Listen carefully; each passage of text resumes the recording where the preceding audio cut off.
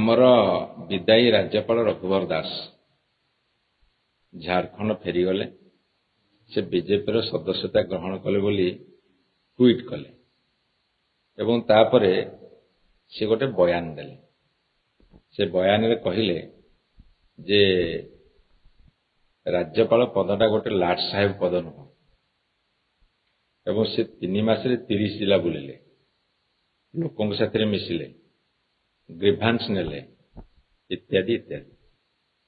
ତାକୁ ନେଇକି ଆମେ କହିଲୁ ଯେ ସିଏ ଓଡ଼ିଶାରେ ରାଜ୍ୟପାଳ ନଥିଲେ, ସେ ବିଜେପିର ପଲିଟିକାଲ ଏଜେଣ୍ଟ ଥିଲେ ଏବଂ ରାଜଭବନକୁ ସେ ବିଜେପିର ପାର୍ଟି ଅଫିସ ବା କାର୍ଯ୍ୟାଳୟ ଭାବରେ ପରିଣତ କରିଥିଲେ।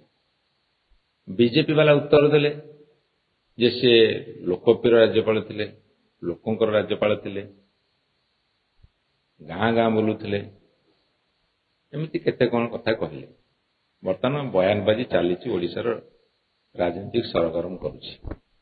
ମୋର ଏଇଠି କେତୋଟି ମୌଳିକ ପ୍ରଶ୍ନ। ଗୋଟେ କଥା ହେଉଛି ଯେ କାହାର ପୁଅ ଯେତେବେଳେ ଗୋଟେ କ୍ରାଇମ କରେ ସେତେବେଳେ ତାକୁ ପନିଶମେଣ୍ଟ ହୁଏନି। ଯେମିତି କଥାରେ ଅଛି, ପଣ୍ଡିତ ପୁଅ ମାଙ୍କଡ଼ ମାରିଲେ ଦୋଷ ନାହିଁ। ସିଏ ଓଡ଼ିଶାର ତାଙ୍କ ଅଫିସରେ ଚାକିରି କରୁଥିବା ଜଣେ ବ୍ୟକ୍ତିଙ୍କୁ ତାଙ୍କ ପୁଅ ମାଡ଼ ମାରିଲା, ଜୋତା ଚଟେଇଲା, ଅକଥନୀୟ ନିର୍ଯାତନା ଦେଲା। ସିଏ ଗଣମାଧ୍ୟମ ଆଗରେ କହିଲେ, ପୋଲିସରେ ଏଫଆଇଆର ଦେଲେ, କୌଣସି କାର୍ଯ୍ୟାନୁଷ୍ଠାନ ନିଆଗଲା ନାହିଁ। ଏଇଟା ଲୋକଙ୍କର ରାଜ୍ୟପାଳଙ୍କର ପୁଅ ନା ଲାଟ ସାହେବଙ୍କର ପୁଅ? ସେ ଉତ୍ତରଟା ସେ ରଖିବେ। ଏବଂ ସାରା ଓଡ଼ିଶା ବୁଲିଲେ 3 ମାସ ଭିତରେ, ବହୁତ ଗ୍ରିଭାନ୍ସ ଆଣିଲେ, ଲୋକଙ୍କ ସାଥିରେ ଯାଇକି ମିଶିଲେ। ହେଲା ଆମ ସରକାର ଥିଲା, ତାଙ୍କ ଗ୍ରିଭାନ୍ସ ହୁଏତ ଶୁଣି ନଥିବେ। ମୁଁ ତ ପ୍ରଥମରୁ କହିଛି ଯେ ରାଜ୍ୟପାଳ ଗାଣ୍ଡୁଏ ମାଟି ପକାଇବାର କ୍ଷମତା ନାହିଁ। ରାଜ୍ୟ ସରକାର କରନ୍ତି, ମୁଖ୍ୟମନ୍ତ୍ରୀ ମନ୍ତ୍ରୀ ସରକାର କରିବେ, ରାଜ୍ୟପାଳଙ୍କ ସେ କ୍ଷମତା ନାହିଁ ଆର୍ଥିକ ନିଷ୍ପତ୍ତି ନେବାର, କାହାକୁ ଅନୁଦାନ ଦେବାର। ହେଲା ସେ ଗ୍ରିଭାନ୍ସ ଆଣିଲେ, ଭଲ, ଲୋକଙ୍କ ପାଖକୁ ଗଲେ, କିଛି ଅସୁବିଧା ନାହିଁ। ଲୋକଙ୍କ ପାଖକୁ ଯାଇଥିଲେ ଗ୍ରିଭାନ୍ସ ଆଣିବାକୁ ନା ବିଜେପିର ସ୍ଥିତି ଜାଣିବାକୁ ନା ବିଜେଡିକୁ ବଦନାମ କରିବାକୁ? ଜଣେ ରାଜ୍ୟର ଗଭର୍ଣ୍ଣର ହିସାବରେ ସେହି ସରକାର, ଯେଉଁ ସରକାର ଥାଏ ତା ବିରୁଦ୍ଧରେ ବୟାନ ଦେବାକୁ, ଏଇଟା ଭାରତବର୍ଷ ଇତିହାସରେ କୋଉଠି ହେଇନଥିଲା। ଏବଂ ଆଣିଲେ, ଗ୍ରିଭାନ୍ସ ଆଣିଲେ, ତାଙ୍କ ସରକାର ଆସିଲା। ତାଙ୍କ ସରକାର ଆସିଲା ପରେ ମୁଁ ତାଙ୍କୁ ପଚାରୁଛି, ବର୍ତ୍ତମାନ ରାଜ୍ୟ ସରକାରକୁ ମଧ୍ୟ ପଚାରୁଛି, ତମର ଯେଉଁ ଲୋକପ୍ରିୟ ରାଜ୍ୟପାଳ ଥିଲେ, ଯେତିକି ଗ୍ରିଭାନ୍ସ ଆଣିଥିଲେ, କେତୋଟି ଗ୍ରିଭାନ୍ସକୁ ଆଡ୍ରେସ କରିଛନ୍ତି? ତାଙ୍କ ସରକାର ତ ଆସିଲା ନା, ସେ ଯେଉଁ ପଲିଟିକାଲ ଏଜେଣ୍ଟ ଯେଉଁ ପାର୍ଟିର ହେଇଥିଲେ, ଏଇ 7 ମାସ ଭିତରେ ସେ କେତୋଟି ଗ୍ରିଭାନ୍ସ ଆଡ୍ରେସ କରିଛନ୍ତି, ସଲ୍ଭ କରିଛନ୍ତି? ଏବଂ ମୁଁ ତାଙ୍କୁ ଆଉ ଗୋଟେ ପ୍ରଶ୍ନ ପଚାରୁଛି, ତାଙ୍କୁ କ'ଣ ପ୍ରମ୍ପଟିଂ କଲା ଯେ ସେ କହିଲେ ଯେ ଲାଟ ସାହେବ ପଦ ନୁହଁ? ଆମେ ପ୍ରଫେସର ଗଣେଶୀ ଲାଲଙ୍କୁ ଦେଖିଛୁ। ତାଙ୍କୁ ଯଦି ଓଡ଼ିଶା ଲୋକଙ୍କୁ ପଚାରେ ଯେ ଭଲ ରାଜ୍ୟପାଳ କିଏ, ତାଙ୍କୁ ଏତେ 100ରୁ 100% ମାର୍କ ଦେବେ। କିନ୍ତୁ ଯଦି ଓଡ଼ିଶା ଲୋକଙ୍କୁ ପଚାରିବ ରଘୁବର ଦାସ କିଏ, ଲୋକ 100ରୁ 10% ମାର୍କ ଦେବେ କି ନାହିଁ ମୁଁ ଜାଣିନି।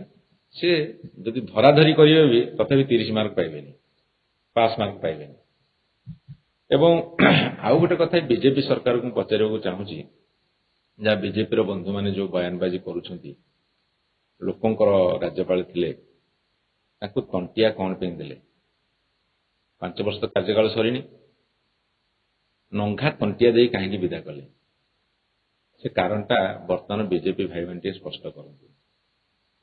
ଏବଂ ସବୁଠାରୁ ବଡ଼ କଥା ହେଉଛି ଯେ ତାଙ୍କ ପୁଅ ଯେତେବେଳେ ବାଡ଼େଇଲେ, ଝାଡ଼ଖଣ୍ଡୀ ଗୁଣ୍ଡାଙ୍କୁ ନେଇକି ଓଡ଼ିଆ ଲୋକଙ୍କୁ ବାଡ଼େଇଲେ, ଏ ସରକାର ତ ସେତିକି ଦମ ନଥିଲା ତାଙ୍କୁ ପନିଶମେଣ୍ଟ ଦେବାକୁ। ଏବେ ତ ସେ ଗଲେଣି, ଅନ୍ତତଃ ତାଙ୍କ ପୁଅକୁ ଟିକେ ଡାକନ୍ତୁ, ପୁଲିସ ପଚାରୁ, ବାନ୍ଧନ୍ତୁ, ଫରୱାର୍ଡ କରନ୍ତୁ, ଓଡ଼ିଆ ଅସ୍ମିତାକୁ ଫେରାଇ ଆଣନ୍ତୁ।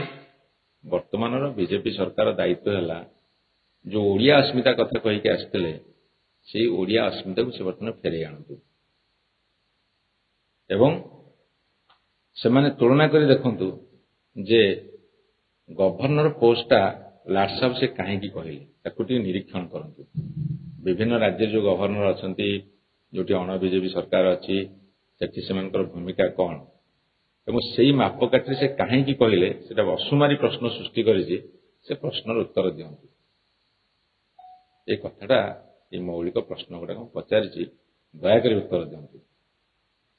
ଏକରେ ତଣ୍ଟିଆ କାହିଁକି ମାରିଲେ, କୋଉ କୋଉ ରାଜ୍ୟରେ ଗଭର୍ଣ୍ଣର ସବୁ ଲାଟ୍ ସାହେବ ହେଇଛନ୍ତି ଏବଂ ସିଏ ନିଜକୁ ଲାଟ୍ ସାହେବ କହିଲେ ନାହିଁ କିନ୍ତୁ ତାଙ୍କ ପୁଅକୁ ଛାଡ଼ିଲେ ଏବଂ ପୂର୍ବତନ ଗଭର୍ଣ୍ଣରଙ୍କ ଅପେକ୍ଷା ଇଏ କୋଉ ଗୁଣରେ ଭଲ ଥିଲେ ଏବଂ କାର୍ଯ୍ୟକାଳ ସରିବା ପୂର୍ବରୁ ବିଜେପି ବାଲା କାହିଁକି ତାଙ୍କୁ ତଣ୍ଟିଆ ମାରିଲେ। ଏସବୁ ମୌଳିକ ପ୍ରଶ୍ନର ଉତ୍ତର ଦିଅନ୍ତୁ। ନିଜ ଢୋଲ ନିଜେ ପିଟିଲେ କ'ଣ ହବ? ସେ ତ ପ୍ରଶ୍ନର ଉତ୍ତର ଦେବେ ନା, କାହିଁକି ତାକୁ ବିଜେପି ବାଲା ତଣ୍ଟିଆ ମାରିଲେ। ମୁଁ ସେ ଗୋଟାଏ ପ୍ରଶ୍ନର ଉତ୍ତର ସବୁ ଅଛି। Governor appointment by the recommendation of central government, କେବଳ ରାଷ୍ଟ୍ରପତି ଆପଏଣ୍ଟମେଣ୍ଟ ନିଅନ୍ତି କିନ୍ତୁ ତାକୁ ୟୁନିୟନ ଗଭର୍ଣ୍ଣମେଣ୍ଟ ରେକମେଣ୍ଡ କରେ। ଏବଂ ସେଇ ତ ମୌଳିକ ପ୍ରଶ୍ନ, ତମେ ତାଙ୍କୁ କାହିଁକି ତଣ୍ଟିଆ ମାରିଲ? ଯଦି ସେ ବିଜେପିର ସଦସ୍ୟ ନଥିଲେ, ନିରପେକ୍ଷ ଥିଲେ, ତାହେଲେ ବିଜେପି ବାଲା ତାଙ୍କ ପାଇଁ ଅଣ୍ଟା ଭିଡୁଛନ୍ତି କାହିଁକି?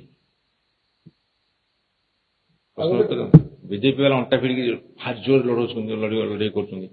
ଗୋଟେ ପଟେ ପାଟିରେ ବିସ୍କୁଟ, ପଛପଟେ ନାଥ, ଆର ପଟେ ଅଣ୍ଟା ଭିଡୁଛନ୍ତି କାହିଁକି? ଯଦି ସେ ନିରପେକ୍ଷ ଥିଲେ, ସୂତା କ୍ଷୀର ସଳଖି ପାରିବେନି, ଗ୍ରିଭାନ୍ସ ନେବେ। ଯଦି ଗ୍ରିଭାନ୍ସ ତମେ ନେଇଥିଲ, ହଜାର ହଜାର ଗ୍ରିଭାନ୍ସ ନେଇଥିଲ, ହେଲା ଆମ ସରକାର ପଳେଇଲା, ବିଜେପି ସରକାର ଆସିଲା, ତମେ 7 ମାସ କଣ୍ଟିନ୍ୟୁ କଲ, ସେଇ ଯେତିକି ଗ୍ରିଭାନ୍ସ ଆଣିଥିଲ ତାକୁ ଟିକେ ଲୋକଙ୍କ ସାମ୍ନାରେ ପକେଇ ଦିଅ, ସେଥିରୁ କେତେଟା ତମେ ସମାଧାନ କରିଛ। ମୁଁ ତ ତାଙ୍କୁ ଯେତିକି ଦାୟୀ କରିବି, ବର୍ତ୍ତମାନ ସରକାର ତ ବେଶୀ ଦାୟୀ କରିବି, କାରଣ ଗଭର୍ଣ୍ଣର ବୁଲି ବୁଲି ପ୍ରଚାର କଲେ ତାଙ୍କ ପାଇଁ, ସେଇ ତୁଳନାରେ ସରକାର ଆସିଲେ। ଗୋଟେ ପଲିଟିକାଲ ଏଜେଣ୍ଟ ଭଳିଆ ଯେତେବେଳେ ସେ ପ୍ରଚାର କଲେ, ସେମାନେ ସରକାରକୁ ଆସିଲେ, ଅନ୍ତତଃ ଯେତିକି ଗ୍ରିଭାନ୍ସ ଆଣିଥିଲେ ତାକୁ ଆଡ୍ରେସ କରିଦିଅ। ଲୋକପ୍ରିୟ ରାଜ୍ୟପାଳ, ବର୍ତ୍ତମାନ ଲୋକପ୍ରିୟ ସରକାର, ତାହେଲେ ଲୋକ ଅପ୍ରିୟ ହେଲେ କାହିଁକି? ଯଦି ଲୋକପ୍ରିୟ ରାଜ୍ୟପାଳ ବିଜେପି ବାଲା କହୁଛନ୍ତି, ତାହେଲେ ଲୋକ ଅପ୍ରିୟ ହେଲେ କାହିଁକି?